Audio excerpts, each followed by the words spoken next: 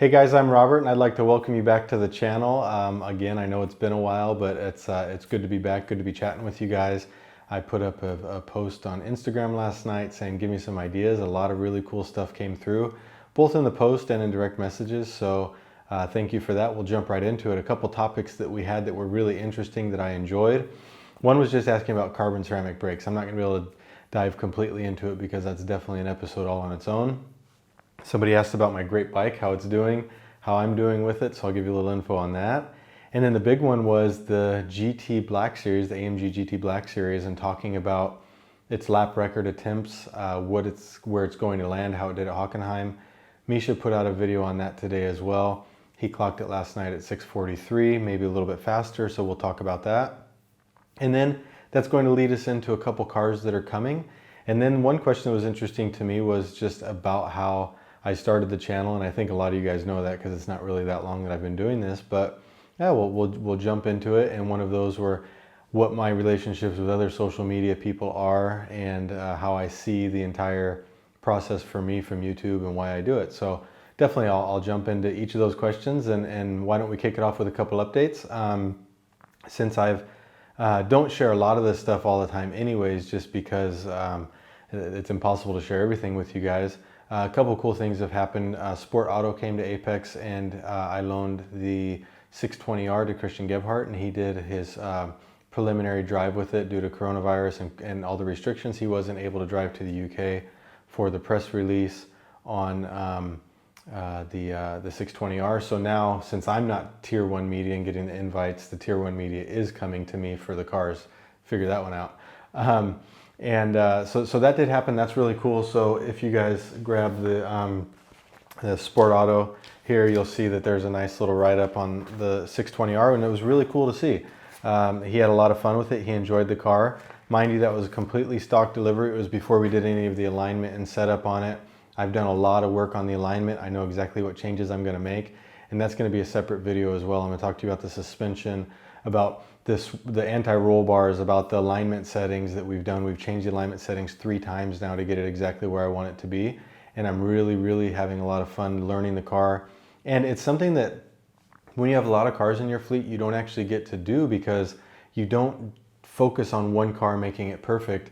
And that's what I'm actually getting to do with the 620. I'm really enjoying that. And it shows you how it might be fun to have 4 McLarens, a Pista, a bunch of Shermer cars and everything like that, but you don't get to really work on one car and gel with that car in the same way when you have a whole bunch of different cars to choose from, because you're like, oh, today I'm going to take this, and you don't actually get to sit and dissect it. So I've really been enjoying doing that with the 620. Another thing that happened was Jalil and Jesse came with Option, a French magazine, and they did a really nice write-up on Apex and a few of my cars and everything like that for their magazine, and that came out a while ago. So this is actually, let's see, Road Trip 2020 is what they call it. But yeah, if you guys get an opportunity to go check that out, they've got a cool little article in there. And then another thing that I really enjoyed, and I did a video talking about it, but I went to Dallara and I drove the Stradale, which was a really cool thing to do. And in fact, Dallara is just an hour and maybe 45 minutes from my house in Italy. And so I'm certain that I'll be going back there again and really considering maybe even getting one of those cars in the future. Tell me what you guys think about that. And as a part of it, during the tour, what you guys don't realize, or some of you may know it, some don't, is that Dallara builds chassis and carbon fiber parts for a lot of manufacturers. When we were going through their plants, we saw the Bugatti Chiron chassis, some chassis for cars that I probably can't tell you that I saw there because they're making them for me in confidence. But they're making parts for a lot of really cool cars and a lot of really cool brands, and a very amazing facility, from their aerodynamics to their testing centers to the actual production. It really was intriguing. So maybe that's something I'll be able to go into more detail about in the future as well. But since we're talking about carbon and maybe production and things like that, one of you guys asked about brake pads, or not brake pads, but brake discs, and how do we know when the brake discs are finished on a car, and how do ceramic brake discs wear? There's something very interesting about ceramic brake discs, is that they don't wear in the same way that steels do. If you have slotted steel rotors, you'll actually see the slots start to go away, as you wear the brake disc down, and you'll see the dust on the side of your car after a track day or something like that. And ceramic brakes or ceramic discs are much different in the sense that what actually kills a ceramic brake disc is heat. So the heat, it actually starts burning off the carbon portions of the brake disc, and that's what starts killing it. So one of the quick ways that you can test it is by weighing it. So if you obviously have to go blow everything out, you need to get all the dust out of the cooling vents and everything like that. And when you do that, you can put it on a scale and you'll be able to see how much it changed. Manufacturers will stamp a minimum weight on the hat of the disc, and that's how you can check the weight. Now on the McLarens, I can tell you that we're getting, on the 720, we're getting about 10 to 11,000 kilometers per set of discs. On the 600 LT, we got right at 10,500 kilometers on a set of discs. And we got to the point where we would weigh them, but then all of a sudden, you know, you get to the point where you do it enough that you realize you can just look at it and see when it's shot. On the McLaren discs, the heat starts to build up and it actually starts putting divots in the brake disc, and you can see when they're shot. So you replace them at that point, and I know that on the cars that we're running on the track, we're not getting past 10,000. Now, the 620R is a car that's much more stable in the braking zones. It's the most stable of the three cars that I mentioned, 620, 600, and 720. In the braking, it doesn't move around, so you tend to be able to brake later because the car is more stable under braking, and then you end up bringing it into the turns and do more of a trail brake into the turn, and so you're working the brakes harder. So you're on the throttle longer and then on the brake harder for a shorter distance, but it's heating up the brakes even more.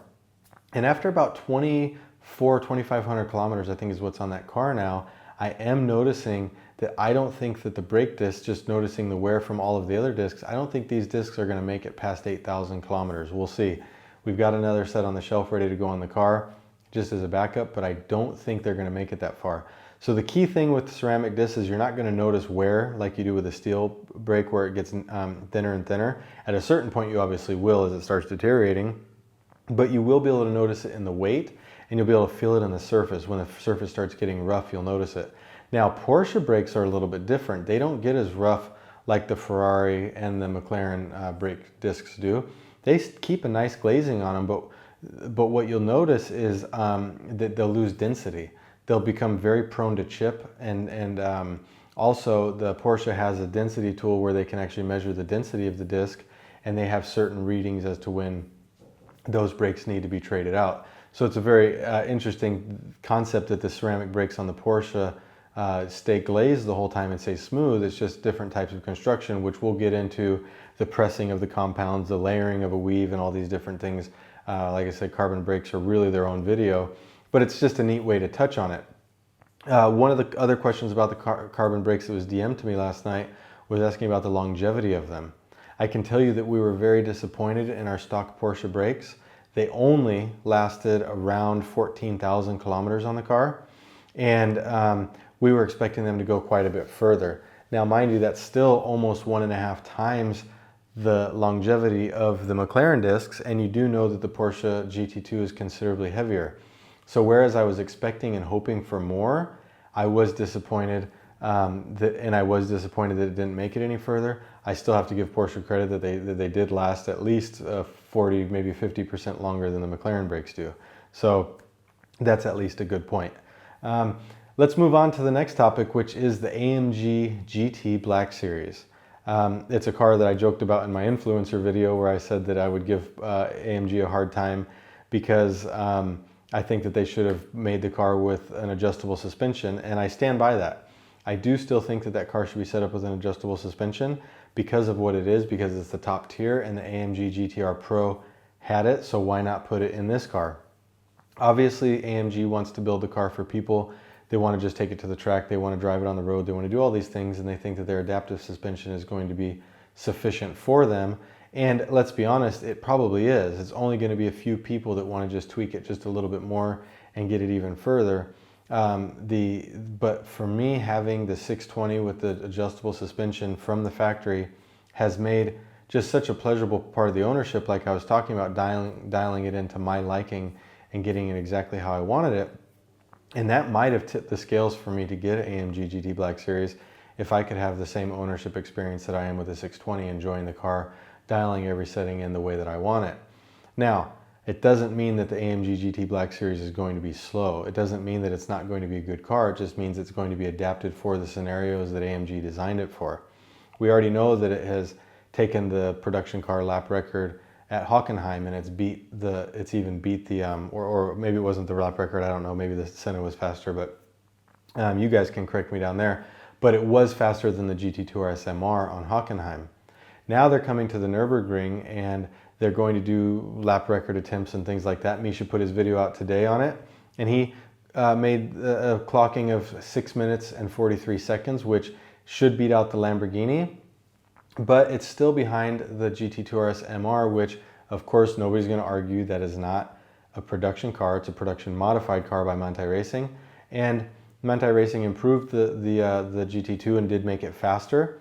They were on Cup 2R tires, which is the same tire that the GT Black Series will be running on as a Cup 2R. We know it's a very fast tire. They're probably using it for one lap. It's a qualifying tire, and then they've got another set of wheels that are going on for the next one. There's one reason why, or I should say one thing that I think is going to hold the GT Black Series up from beating the GT2RS MR on the Nürburgring right now. And it has nothing to do with the two cars, it has to do with the track. You see, right now we had the 24-hour race at the September, as opposed to when the N24 race is normally in May or latest June, okay? After the 24-hour race, every year we notice the track is sort of greasy and it's not as fast as it normally is. And usually it takes a couple of hot days and then some rain and some hot days to kind of normalize the tires, the rubber that the tires have left on the track, and get the track back to feeling like it normally does throughout the year. Instead, this year the race was in September, and it was cold and rainy for the N24 race. It's been cold and rainy, and you've never had any high temperatures since then. And the last time that I was on the track, right after the N24 race, I noticed that the track felt not as good as it normally does.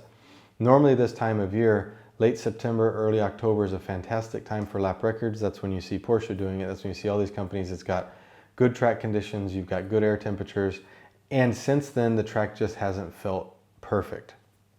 So I will say that I believe that the AMG GT Black Series has the capability of beating the GT2RS MR. And I think that's normal progression. That's perfectly fine. Why should the car be able to? Well, the car has the power.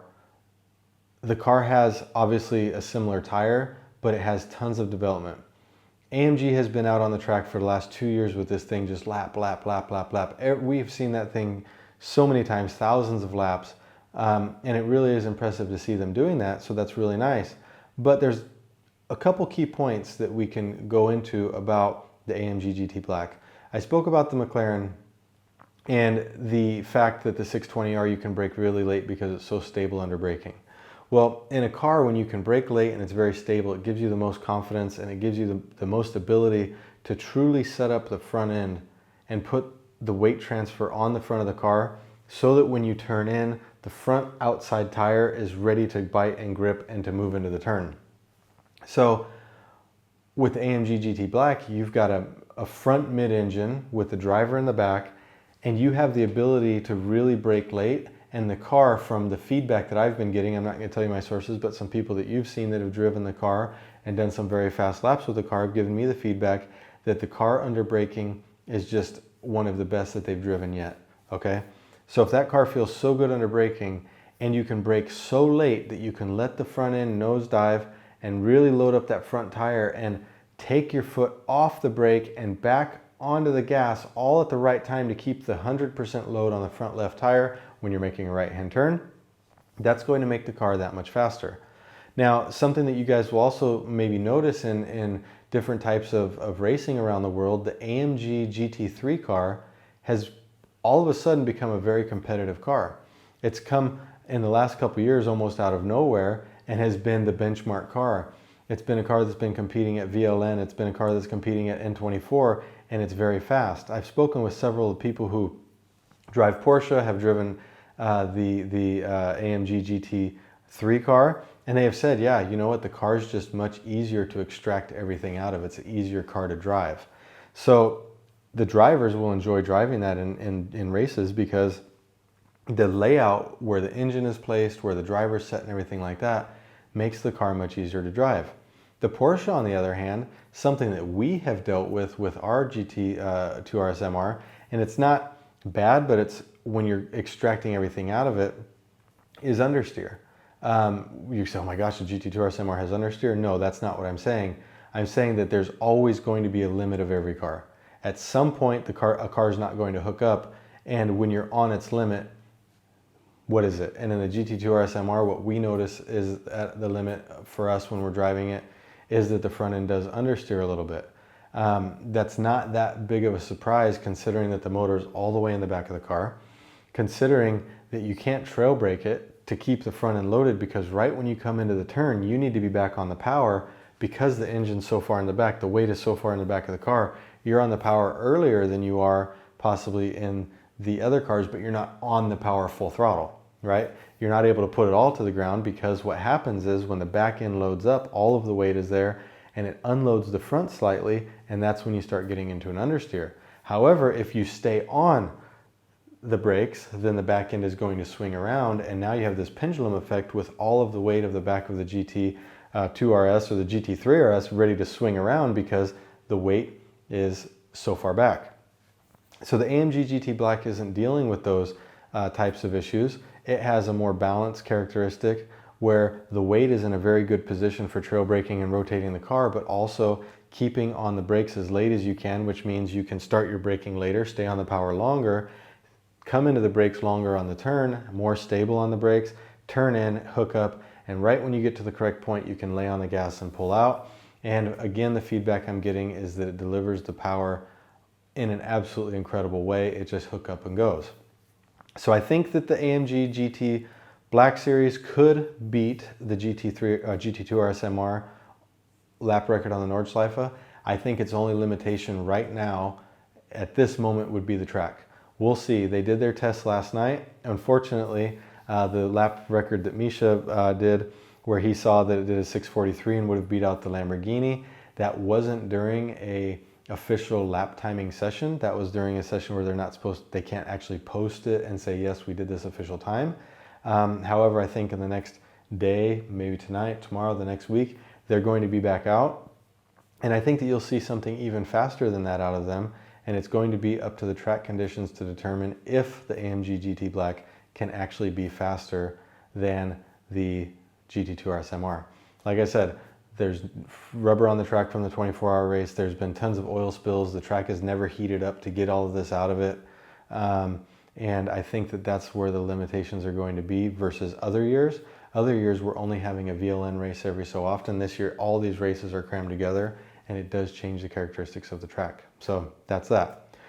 Another question was very interesting, is kind of leads on the back of this, was what about the GT3RS, the 992? What about the GT2RS 992? Well, of course, these are cars that are going to come along and raise the bar again. If you already look at the aerodynamics that they're putting into the GT3RS, and we know that it's going to be even more advanced than the GT2RS, it's only a matter of time that the GT2RS takes that crown back from AMG. It's going to be a little bit faster, but it's also going to be 2 to 3 years later. So this is perfectly normal time progression that you see these things, and it's going to continue bouncing back and forth. And that's what actually makes this all exciting and makes it fun for us to really participate in from the sidelines, if you would. Lap times sell cars for some reason, and hopefully it sells a lot of AMG GT Blacks for Mercedes. And then likewise, when Porsche bounces back and gets it, or when Lamborghini makes another video at 1.2x, then they get it back and they sell a bunch of cars. So that's really the whole marketing thing behind the Nürburgring, and it's really cool to see. It also gives me a platform, these types of things, to make YouTube videos and to make channels and to talk to you about this stuff. So it comes into the last question, which is talking about how did I start the YouTube channel? Why did I start the YouTube channel? And ultimately, how did I come to meet Tim Burton, or Shmee, which I was surprised there was 4 or 5 of that specific question. How did I come to meet him? And the funniest one was, do I influence any of his car purchases? Well, of course I influence Tim Burton's car purchases. I am the influencer, right? as you know from my last video, I am the influencer. But I think the real question that you guys should ask is, how did I come to meet Misha, and how did my relationship with Misha get me down the road of YouTube videos and getting to know people like Tim and James and different Joe Achilles and all these guys? How did I get to know these people? And that really all comes back to the decision that I made ultimately 4 years ago with Misha to sit down and create Apex with him and talk about what we wanted Apex to be, and that was a social media friendly company. It wasn't ever designed around me being a YouTube creator or even really big on Instagram or anything like that, but it was around Misha developing content and delivering it to you guys. And over the years, I've always been in Misha's channel, and obviously we were working together, or we are working together. We're working together for the 4 years, and I would always appear in the videos and present things that were happening around Apex and in the world, and slowly got more comfortable with the camera and everything like that. And finally, I made my YouTube channel, and I was putting up just the odd lap video that I would do. And over time, I think it developed maybe 3,000 or 4,000, I don't even remember, people on the channel that would just chime in. They came from Instagram, they came from Misha's channel, and they would just watch when I would post up a lap video of the 675. And that was really the extent of the YouTube channel. Maybe I'd make a stupid funny video about how I could buy a certain supercar or something like that. And then over the whole course of that, Tim Burton was a friend of Misha's, and that was how we ended up first speaking together directly, was when Tim came up to visit us at Apex for Car Freitag one year. And that was really how we became more friends in that regard. We have a lot in common in terms of the cars from the McLaren products and things like that. And so we would talk a lot about maybe issues that we would have with McLarens, or just talk about the next McLaren. What are we going to get? What specs do we want to do, and things like that. And that was all based on the relationship that Misha had made with Tim from creating videos and doing things like that. You'll notice that in the YouTube world, there's content creators that are getting along and working together, and then there's the ones that stay away from each other because they feel like they're in each other's market.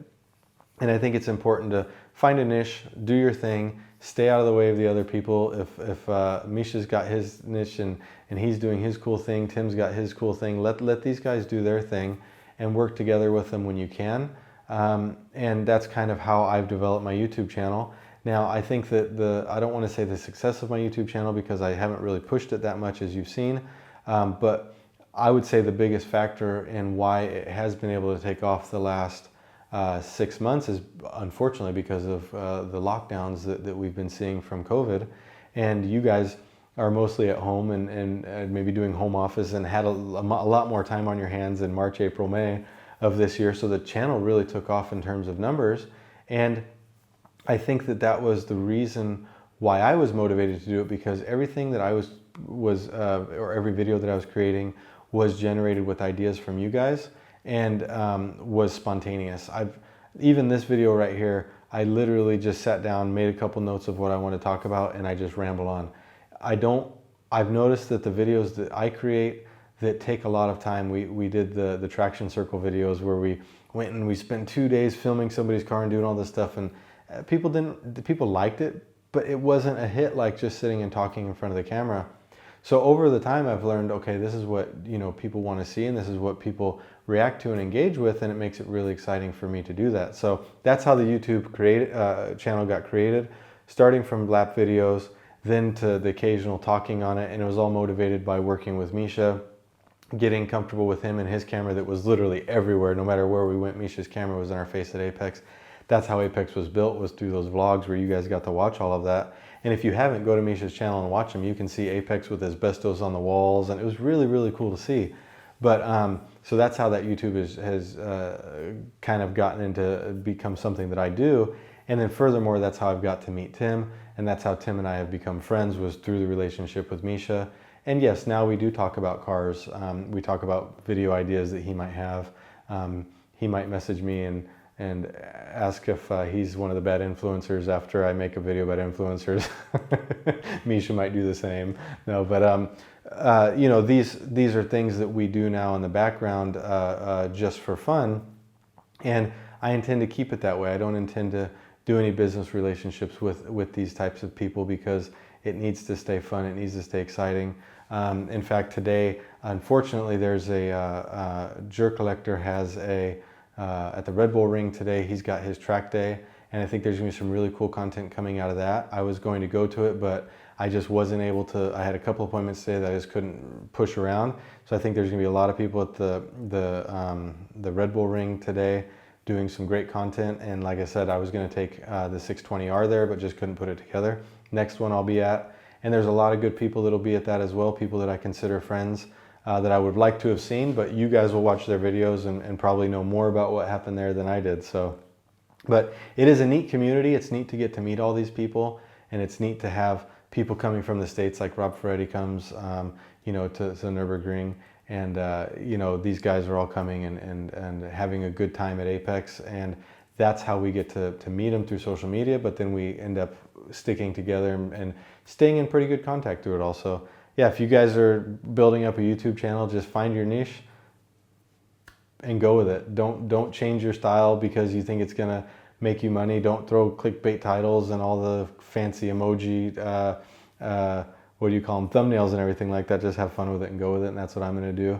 And if you guys have any ideas, topics you wanna hear on the channel, let me know. Like I mentioned a moment ago, everything here is derived from you guys. So it's your channel if you would. Let me know what you guys wanna talk about. Maybe some of the topics we went into today, we can go into more detail. And otherwise, we'll catch you later, and thanks for watching.